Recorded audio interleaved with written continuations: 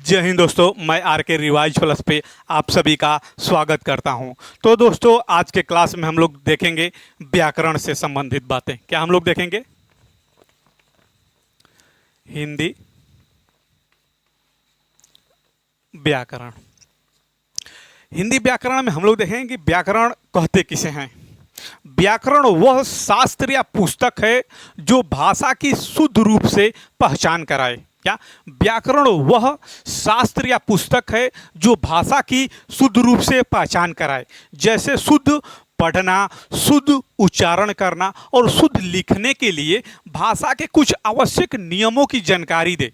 क्या दे? शुद्ध लिखने के लिए, शुद्ध बोलने के लिए और शुद्ध पढ़ने के लिए भाषा के कुछ आवश्यक नियमों की जानकारी दे। उसे ही हम लोग क्या कहेंगे? व्याकरण कहेंगे। क्या कहेंगे? व्याकरण। यानी व्याकरण में अगर इसका संधि विच्छेद किया जाएगा तो विधन, आधन और करण।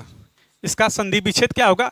विधन, आधन और करण। यानी इसका अर्थ क्या होगा व्याकरण का? यानी अच्छी तरह से समझना। क्या होगा? अच्छी तरह से समझना। क्या जो व्याकरण है इसका अर्थ क्या होता है? अच्छी से समझना या भली भांति समझना। क्या जो व्याकरण का अर्थ होता है भली भांति समझना। क्या व्याकरण का अर्थ क्या है? भली भांति समझना। यानी क्या समझना? भाषा को शुद्ध लिखना, शुद्ध उच्चारण करना और शुद्ध पढ़ने के लिए हम लोग कुछ आवश्यक नियमों को यहाँ पे भली भांति समझेंगे। तो एक बात और आई कि जब हम व्याकरण पढ़ते हैं और व्याकरण पढ़ के जब इसका प्रयोग हम लोग अपने जीवन में करेंगे, यानी जीवन में करने से अर्थ है कि जब इसका प्रयोग हम लोग अपने बोली या भाषा में करेंगे तो भाषा को या बोली को हम लोग और परिष्कृत, भावपूर्ण, अर्थपूर्ण और या त्रुटिहीन बना देंगे। किसके माध्यम से? व्याकरण का प्रयोग करके हम लोग बोली या भाषा को और अर्थपूर्ण, भावपूर्ण और त्रुटिहीन बनाते हैं। किसकी सहायता से? व्याकरण की सहायता से। तो जो व्याकरण है, व्याकरण हमें किसी भी भाषा को नियमित और अच्छा रखना सिखाती है। नियमित और अच्छा रखने का मतलब है कि उसमें साफ सुथरा, यानी उसको शुद्ध बनाना सिखाती है। कौन? आपकी व्याकरण। व्याकरण भाषा को शुद्ध बनाती है। यानी व्याकरण भाषा के लिए एक मानक दिशा और पृष्ठभूमि तैयार करती है। क्या जो व्याकरण है यह भाषा के लिए एक मानक दिशा और पृष्ठभूमि तैयार करती है ताकि भाषा बदले नहीं। क्योंकि जब व्याकरण की सहायता से किसी भी भाषा में एकरूपता बनाए रखने के लिए, या तो कहा गया है कि भाषा बहता नीर है, यानी भाषा जगह जगह पे बदलती रहती है। तो उसी जो बदलाव को या उसी बदलाव में एकरूपता लाने के लिए जो उसका मानक दिशा है या जो उसकी पृष्ठभूमि है उसको हम लोग क्या करते हैं? एक बनाए रखने के लिए हम लोग व्याकरण का प्रयोग करते हैं। यानी अस्थायी रखने के लिए व्याकरण का प्रयोग करते हैं। व्याकरण का प्रयोग करके उसके जो मानक दिशा और पृष्ठभूमि को अस्थायी रखते हैं। क्योंकि कहा गया है कि भाषा बहता नहीं रहे, यानी हर जगह पे भाषा अलग अलग या बदलती रहती है। तो व्याकरण की सहायता से इसको हम लोग एकरूपता इसमें लाते हैं। तो अब हम लोग देखेंगे कि जो व्याकरण पढ़ेंगे हम लोग, तो व्याकरण पढ़ेंगे हम लोग इसको 3 भागों में बांटकर। क्या क्या बांटेंगे? पहले हम लोग देखेंगे वर्ण विचार। क्या? वर्ण विचार।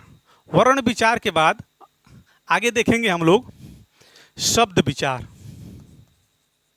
शब्द विचार या पद विचार, या पद विचार। उसके बाद हम लोग देखेंगे क्या? वाक्य विचार। वाक्य विचार। क्या पढ़ेंगे? पहले वर्ण विचार पढ़ेंगे, वर्ण विचार के बाद शब्द विचार या पद विचार पढ़ेंगे, शब्द या पद विचार के बाद हम लोग देखेंगे वाक्य विचार के बारे में। यानी वर्ण विचार के अंतर्गत हम लोग पढ़ेंगे क्या क्या चीज? तो वर्ण विचार के अंतर्गत हम लोग वर्णों या अक्षरों के आकार, उच्चारण या वर्गीकरण, किसको किसको पढ़ेंगे? वर्णों का आकार पढ़ेंगे, वर्णों का उच्चारण पढ़ेंगे, वर्णों का वर्गीकरण पढ़ेंगे तथा वर्णों के मेल से जो शब्द बनाने के कुछ नियम देखेंगे हम लोग कि वर्णों से कैसे आपका शब्द बनाया जाता है। यानी हम लोग का ये जो दिशा, यानी जिस तरफ हम लोग पढ़ते हुए बढ़ेंगे कि वर्ण से शब्द बनाएंगे हम लोग। कि शब्द कैसे बनता है, वही नियम हम लोग सीखेंगे किसके अंतर्गत, वर्ण के अंतर्गत। यानी वर्णों से शब्द बनाने की ओर हम लोग चलेंगे।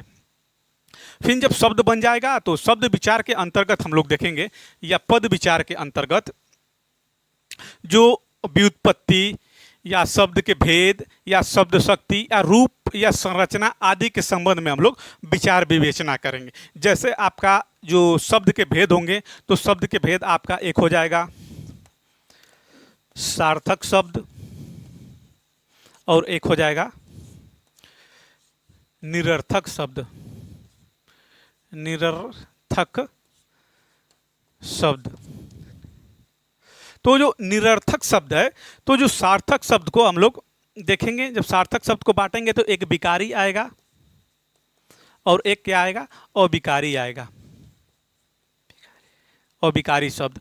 तो जो विकारी शब्द होते हैं, दो विकारी शब्दों के अंतर्गत हम लोग पढ़ेंगे प्रयोग और रूप के आधार पर शब्दों के भेद, रचना या बनावट के आधार पर देखेंगे। जैसे रचना या बनावट के आधार पर आपका आ जाएगा रूढ़ शब्द, यौगिक शब्द या योग रूढ़ शब्द।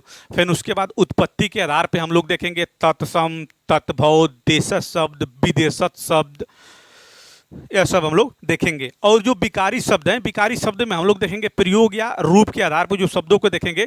तो जो विकारी शब्द किसे कहते हैं, पहले इसको देखेंगे। तो जो विकारी शब्द देखेंगे, तो विकारी शब्द वे शब्द होते हैं जो जिसमें लिंग, वचन, कारक और काल के प्रभाव से वह परिवर्तित हो जाए। क्या विकारी शब्द वे शब्द होते हैं जो लिंग, वचन, कारक और काल के प्रभाव से क्या हो जाए, प्रभावित हो जाएं। जैसे वे शब्द इसके अंतर्गत देखेंगे हम लोग संज्ञा को,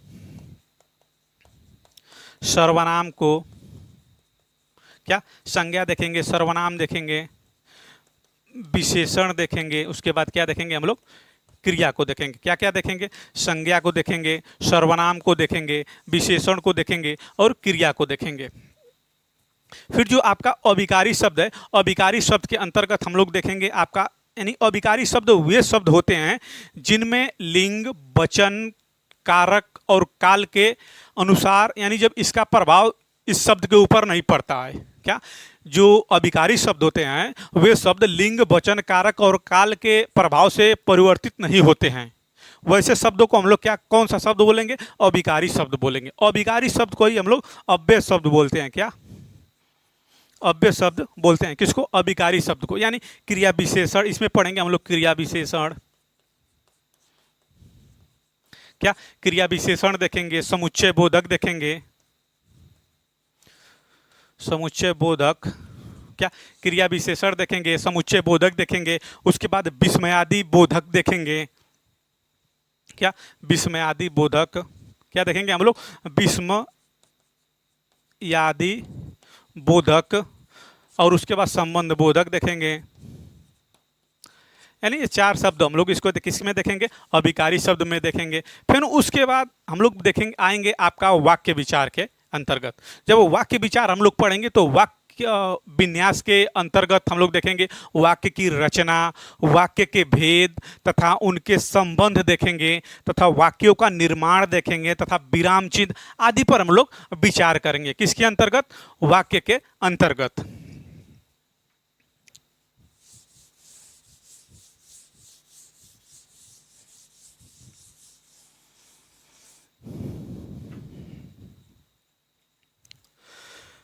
फिर जो वाक्य है, तो वाक्य यानी भावार्थ के आधार पर भाषा की सबसे छोटी इकाई क्या है, वाक्य है। जब वाक्य हम लोग पढ़ लेंगे तो भावार्थ के आधार पे भाषा की सबसे छोटी इकाई क्या है, वाक्य है। यानी क्या, भावार्थ के आधार पर भाषा की सबसे छोटी इकाई क्या है, सबसे छोटी इकाई क्या है आपका, वाक्य है।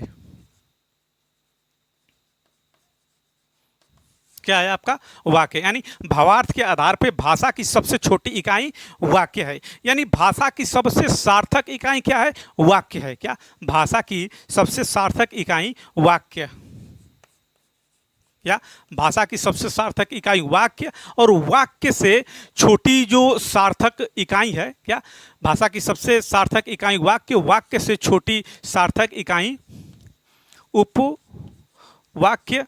क्या भाषा की सबसे सार्थक इकाई वाक्य, वाक्य से छोटी सार्थक इकाई उपवाक्य, उपवाक्य से छोटी क्या हो जाएगा आपका पदबंध, पदबंध से छोटी आपका क्या हो जाएगा, पदबंध से छोटी आपका होगा पद, क्या होगा पद या शब्द, पद या शब्द से छोटी इकाई क्या हो जाएगा अक्षर, और अक्षर से छोटी इकाई आपका ध्वनि, क्या ध्वनि या वर्ण, क्या ध्वनि या वर्ण। यानी हम लोग कह सकते हैं कि भावार्थ के आधार पर भाषा की सबसे छोटी इकाई क्या होगी वाक्य होगी, और वाक्य जो वाक्य है, जो भाषा की सबसे सार्थक इकाई क्या है वाक्य है, वाक्य से छोटी सार्थक इकाई उपवाक्य, उपवाक्य से छोटी सार्थक इकाई पदबंध, और पदबंध से छोटी सार्थक इकाई पद या शब्द, और पद या शब्द से छोटी इकाई अक्षर, और अक्षर से छोटी इकाई क्या हो जाएगा ध्वनि या वर्ण।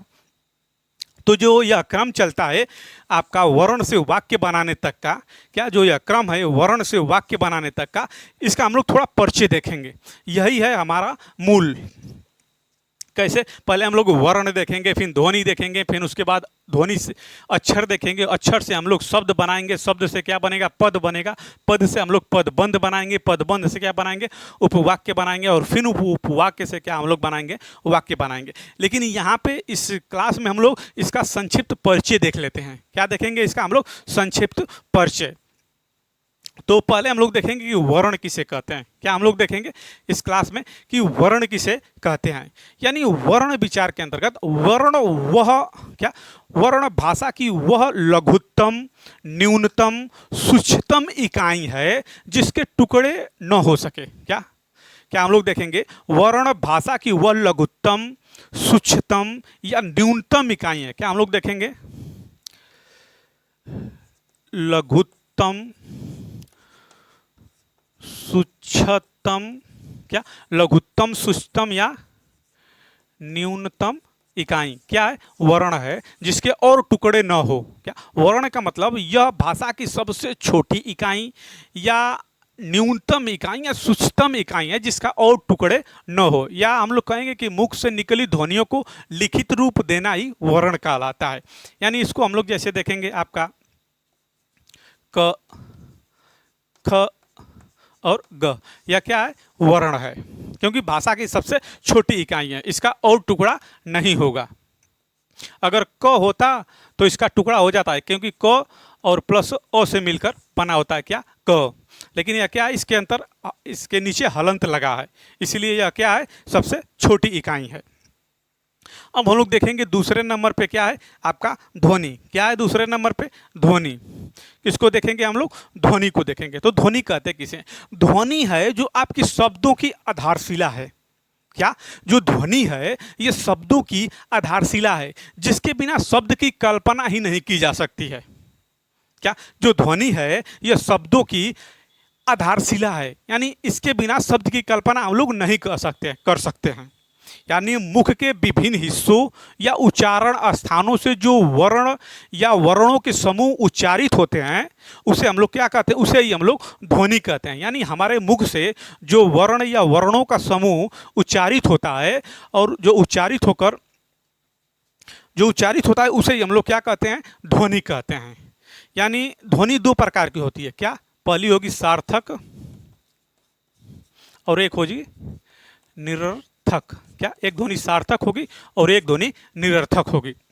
तो सार्थक ध्वनि किसे कहते हैं, सार्थक ध्वनि यानी व्याकरण की दृष्टि से जिन ध्वनियों का कोई अर्थ हो। क्या व्याकरण की दृष्टि से जिन ध्वनियों का कोई अर्थ हो तथा उसे जो अर्थ होगा तो उसे ही हम लोग क्या कहेंगे सार्थक ध्वनि कहेंगे। क्या कहेंगे व्याकरण की दृष्टि से जिन ध्वनि का कोई भी अर्थ निकले या अर्थ हो उसे ही हम लोग सार्थक ध्वनि कहते हैं। जैसे अर्थ का अर्थ मतलब भाषा, क्या हो जाएगा भाषा, भाषा से कोई अर्थ निकल रहा है, हाँ भाषा से अर्थ निकल रहा है। लड़की, पुस्तक, कहानी, पंखा, कुर्सी, लाइट, मोबाइल, यह सब क्या है सार्थक शब्द है, इसका एक क्या है अर्थ निकलता है।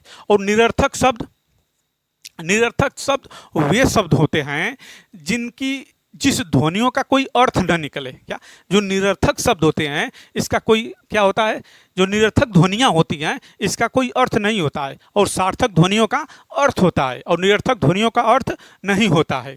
जैसे चर, खटर, पटर, या आपका आ जाएगा चर, चू, खट, खटर, पटर, ये सब ध्वनियाँ क्या आपकी आ जाएंगी, निरर्थक ध्वनियों में आ जाएंगी, जिसका कोई अर्थ नहीं निकलेगा और सार्थक ध्वनियों का अर्थ निकलेगा। जैसे भाषा, कहानी, लड़की, पुस्तक, पंखा, मेज, कुर्सी या लाइट, पंखा, यह सब क्या आपके है, सार्थक ध्वनियाँ हैं। अब हम लोग देखेंगे आगे अक्षर, किसके बारे में देखेंगे, अक्षर किसे कहते हैं। यहाँ हम लोग सिर्फ शब्दों का परिचय जान रहे हैं क्योंकि आगे हिंदी पढ़ने में हमें और आसान लगे, इसीलिए यहाँ सिर्फ शब्दों का परिचय हम लोग देखेंगे। तो जो अक्षर है, अक्षर शब्द एक तत्सम शब्द है। क्या है, जो अक्षर शब्द है यह तत्सम शब्द है। तत्सम वाला जो क्लास चलेगा उसमें हम तत्सम तत्वों को बहुत बेहतरीन तरीका से देखेंगे, लेकिन यहाँ पे क्या बोला गया है कि जो अक्षर शब्द है यह कैसा शब्द है, तत्सम शब्द है, अर्थात मूल रूप से यह संस्कृत भाषा का शब्द है।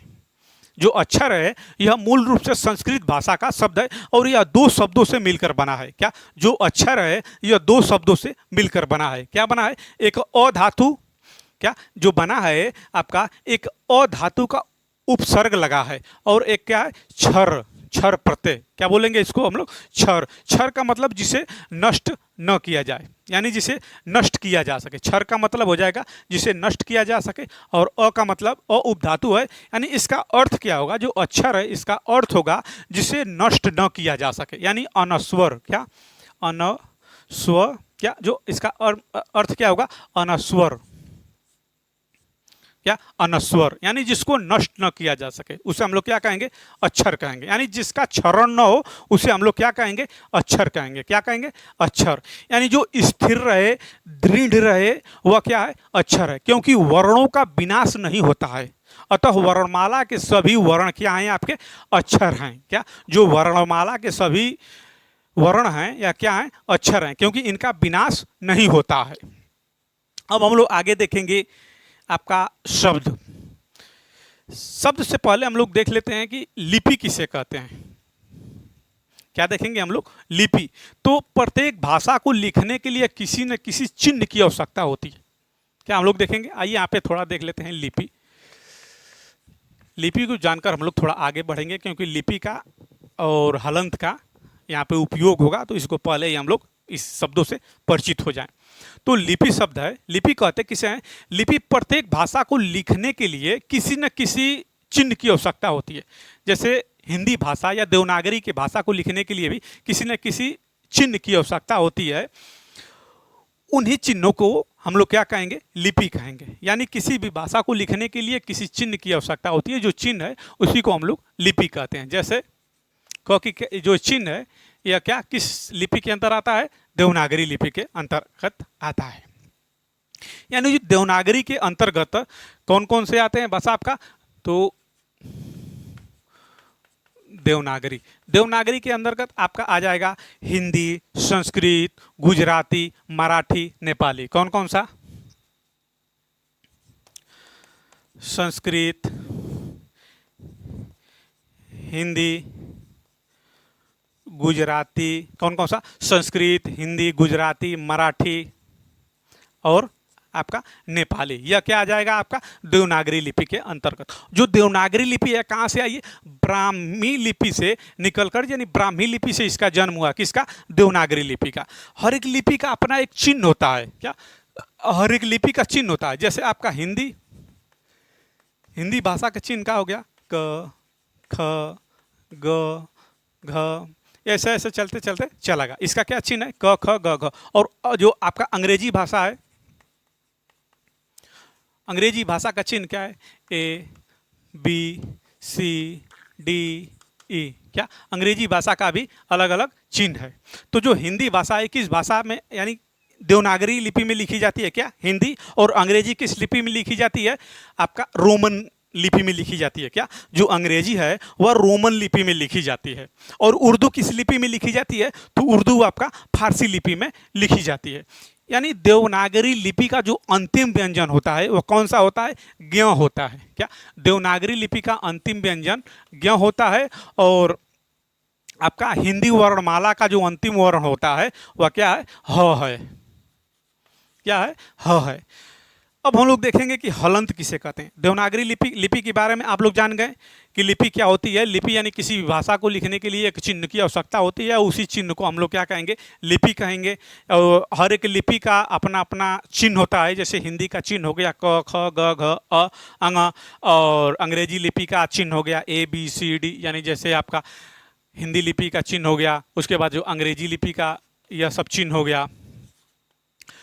उसी तरह आपका उर्दू लिपि का भी चिन्ह होगा।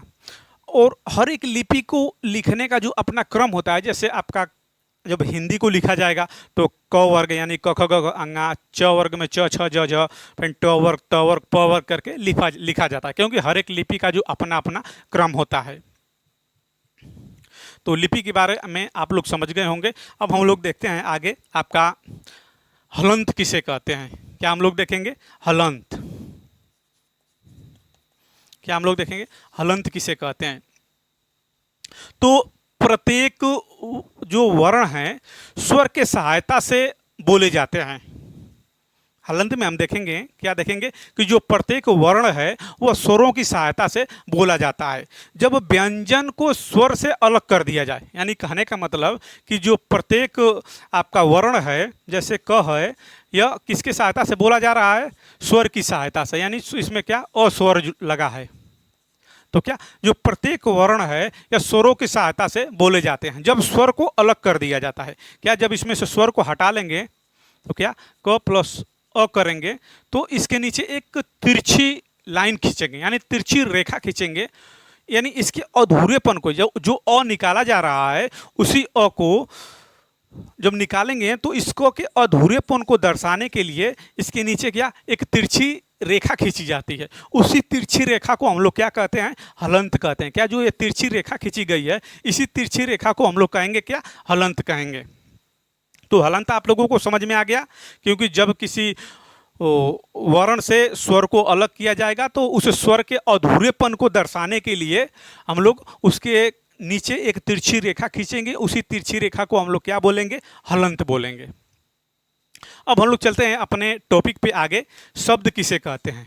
क्या हम लोग देखेंगे कि शब्द किसे कहते हैं। तो वर्णों के सार्थक समूह को शब्द कहते हैं। क्या जो यहाँ वर्ण है क ख ग घ, इसी के सार्थक समूह को, जैसे सार्थक समूह से अर्थ क्या हुआ? कमल।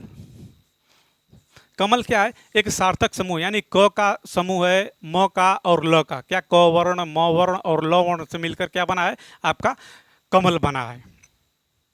तो कहेंगे क्या? वर्णों के सार्थक समूह को हम लोग क्या कहेंगे? शब्द कहेंगे। यानी अर्थ के आधार पर भाषा की सबसे छोटी इकाई क्या है आपकी? क्या अर्थ के आधार पर भाषा की सबसे छोटी इकाई है आपका शब्द। क्या है? शब्द क्या है? अर्थ के आधार पर भाषा की सबसे छोटी इकाई क्या है? आपके शब्द है। शब्द के बाद हम लोग देखेंगे कि पद किसे कहते हैं। क्या हम लोग देखेंगे अब पद कि पद किसे कहते हैं। यहाँ पर हम लोग सिर्फ इन जो शब्द हैं, इन शब्दों का हम लोग सिर्फ परिचय जान रहे हैं, क्योंकि अगर परिचय हम लोग अच्छा से जान जाएंगे तो आगे हिंदी पढ़ने में हमें और भी सुविधा रहेगी। इसीलिए यहाँ पे हम लोग सिर्फ इसके शब्दों को जान रहे हैं। इसको आगे हम लोग और विस्तृत तरीका से पढ़ेंगे। यहाँ सिर्फ इसका परिचय कराया जा रहा है ताकि हिंदी के प्रति आपका समझ विकसित हो। इसीलिए सिर्फ शब्दों के बारे में बताया जा रहा है, आपके समझ को विकसित करने के लिए और हिंदी के प्रति रुचि विकसित करने के लिए। तो आइए चलते हैं अपने टॉपिक पे। तो पद कहते किसे हैं? क्या पद कहते किसे हैं? क्या जब किसी शब्द को वाक्य में प्रयोग किया जाता है और उस शब्द का अन्य शब्द के साथ संबंध स्थापित हो जाए, जैसे राम घर जाता है। क्या जो यह वाक्य है, क्या जब किसी शब्द का प्रयोग किसी वाक्य में किया जाता है और उस शब्द का संबंध उस जो अन्य शब्द के साथ संबंध स्थापित हो जाए, यानी इस राम का इस शब्द के साथ संबंध स्थापित हो गया, यानी हो रहा है। क्या राम घर जा रहा है, इसमें राम और घर के बीच एक संबंध स्थापित हो रहा है। तो उसी संबंध को उस जो शब्द है उसका एक व्यवहारिक रूप मिल जाए, उसे हम लोग क्या कहेंगे, पद कहेंगे। यानी कहने का अर्थ है कि जब किसी शब्द को किसी वाक्य में प्रयोग किया जाता है और उस शब्द का अन्य वाक्य के साथ संबंध स्थापित हो जाता है, तो उसी शब्द का जो संबंध स्थापित होगा तो उसका एक व्यवहारिक रूप मिल जाता है। तो उसे ही हम लोग, जब व्यवहारिक रूप मिल जाएगा तो उसे हम लोग क्या कहेंगे, पद कहेंगे। जैसे राम पद है आपका, कि राम पद क्या है, पद कहते किसे हैं, जब वो शब्द वाक्य में प्रयोग हो जाए और जो उसके बाद जो वाक्य है उसके साथ उसका संबंध स्थापित हो जाए तो उसे हम लोग क्या कहेंगे, पद स्थापित कहेंगे। जब संबंध स्थापित होगा तो इसको एक व्यवहारिक रूप मिल जाएगा, जैसे राम घर जाता है। अब आप लोगों को पद समझ में आ गया होगा कि जब किसी शब्द को अकेला प्रयोग किया जाता है तब वह शब्द होता है क्या, जब किसी शब्द को अकेला प्रयोग किया जाए, जैसे इसमें से राम को निकाल लिया जाए तो राम क्या है, यह शब्द है। घर क्या है, यह शब्द है। जाता क्या है, यह शब्द है। लेकिन इस शब्द को एक वाक्य में प्रयोग किया जाए तब क्या यह कहलाएगा, पद कहलाएगा। जब यहाँ पे इसको क्या बोलेंगे, राम पद, क्या बोलेंगे, इसको पद बोलेंगे, क्योंकि ये शब्द वाक्य में प्रयोग हो रहा है तो इसे क्या बोलेंगे, पद बोलेंगे। अगर इसे निकाल कर बाहर कर दिया जाए तब यह क्या हो जाएगा, शब्द हो जाएगा। अब हम लोग देखेंगे वाक्यांश। वाक्यांश किसे कहते हैं, तो जब दो या दो से अधिक शब्द मिलते हैं परंतु पूरे अर्थ का बोध नहीं करा पाते हैं। क्या, जब दो या दो से अधिक शब्द मिलेंगे और पूरे अर्थ का बोध नहीं करा पाते हैं उसे हम लोग क्या कहते हैं, वाक्यांश कहते हैं या उपवाक्य कहते हैं। वाक्यांश, क्या, वाक्यांश। वाक्यांश कहते किसे हैं, आपका जब दो या दो से अधिक शब्द मिले परंतु पूरे अर्थ का बोध न करा पाए तो उसे हम लोग क्या कहेंगे, वाक्यांश कहेंगे। जैसे टेबल के ऊपर, जैसे एग्जाम्पल में आप क्या हम लोग देखेंगे वाक्यांश, जैसे टेबल के ऊपर,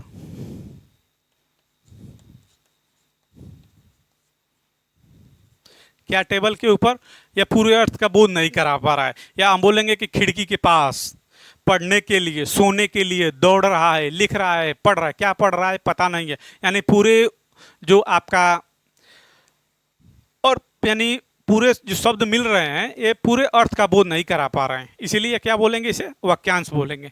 फिर इसके बाद आएगा क्या, वाक्य। वाक्य किसे कहते हैं, शब्दों के सार्थक समूह को वाक्य कहा जाता है। क्या, सार्थक शब्दों के सार्थक समूह को वाक्य कहा जाता है। अर्थात जब दो या दो से अधिक शब्द मिलते हैं और पूरे अर्थ का बोध करा देते हैं उन्हें हम लोग क्या कहेंगे, वाक्य कहेंगे। जैसे आपका कृष्ण बांसुरी बजाता है, क्या, कृष्ण बांसुरी बजाता है, वाक्य क्या कहलाएगा, शब्दों के सार्थक समूह को हम लोग वाक्य कहते हैं। अर्थात जब दो या दो से अधिक शब्द मिलते हैं और पूरे अर्थ का बोध कराते हैं उन्हें हम लोग क्या कहेंगे, वाक्य कहेंगे। जैसे कृष्ण बांसुरी बजाता है, कृष्ण बांसुरी बजाता है, राधा गाना गाती है, तो यह क्या हो गया, आपका पूरा वाक्य हो गया, क्योंकि इसका एक सार्थक अर्थ निकल रहा है और यह सार्थक अर्थों का बोध भी करा रहा है। अब हम लोग थोड़ा आगे देखेंगे कि भावार्थ के आधार पर भाषा की सबसे छोटी इकाई हम लोग क्या पीछे देखे थे, वाक्य देखे थे। फिर भाषा की सबसे छोटी लिखित इकाई क्या है, वर्ण है। भाषा की सबसे छोटी इकाई वर्ण है। भाषा की सबसे छोटी मौखिक इकाई क्या है, आपका वर्ण, ध्वनि है। भाषा की सबसे छोटी मौखिक इकाई, मौखिक इकाई क्या है आपका, ध्वनि। भाषा की सबसे छोटी लिखित इकाई वर्ण। भाषा की सबसे छोटी इकाई वर्ण। भावार्थ के आधार पर भाषा की सबसे छोटी इकाई वाक्य। अर्थ के आधार पर भाषा की सबसे छोटी इकाई शब्द, क्या, शब्द। तो जो ये शब्द हो गए आपके, वाक्य, उपवाक्य, पदबंध, पद, शब्द, अक्षर, ध्वनि, वर्ण, इन सब के बारे में हम लोग संक्षिप्त परिचय देखे हैं ताकि हिंदी के प्रति हमारा समझ विकसित हो, ताकि हिंदी पढ़ने में हमारी रुचि बढ़े। और जो इसके बाद हम लोग क्या देखेंगे, अगले क्लास में देखेंगे।